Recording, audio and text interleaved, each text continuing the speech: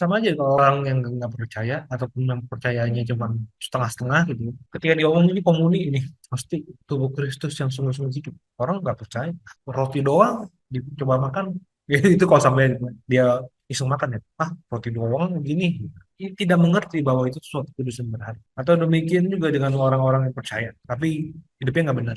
Ketika ada suatu mungkin untuk ekaristi, untuk mungkin acara-acara yang gimana yang kita mesti doa yang mempersiapkan diri gitu ya, yang butuh persiapan juga, persiapan fisik, mental, jiwa raga semua mesti siapin kesatuan hati misalnya.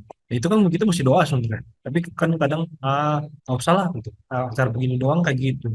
Nah, ini yang maksudnya yang tidak memperlakukan hal yang kudus dan berharga dengan sebaik-baiknya. Anjing dan babi ini sebenarnya sungguh-sungguhnya gitu. Melambangkan orang-orang yang memang belum siap atau tidak dapat menghargai nilai-nilai spiritual dari hal-hal kudus. Biasanya juga pada umumnya juga orang-orang ya sepengalaman saya gitu, orang-orang PD, ada acara besar, biasanya pasti ada pengakuan dosa dulu.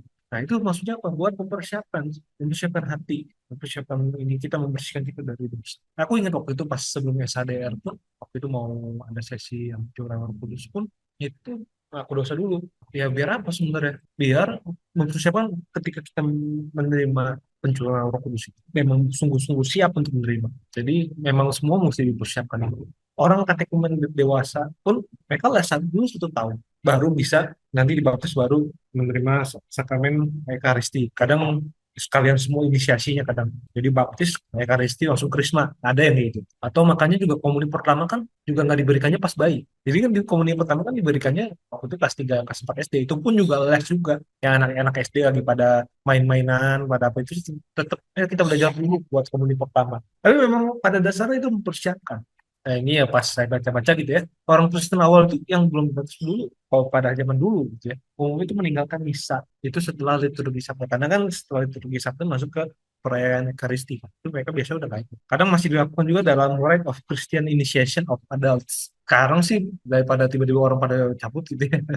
Mungkin ya atau ya kebijakan masing-masing gitu. Umumnya mereka hanya ya tetap tetap stay di dalam tapi menerima berkat aja. Tentu saja nggak langsung menerima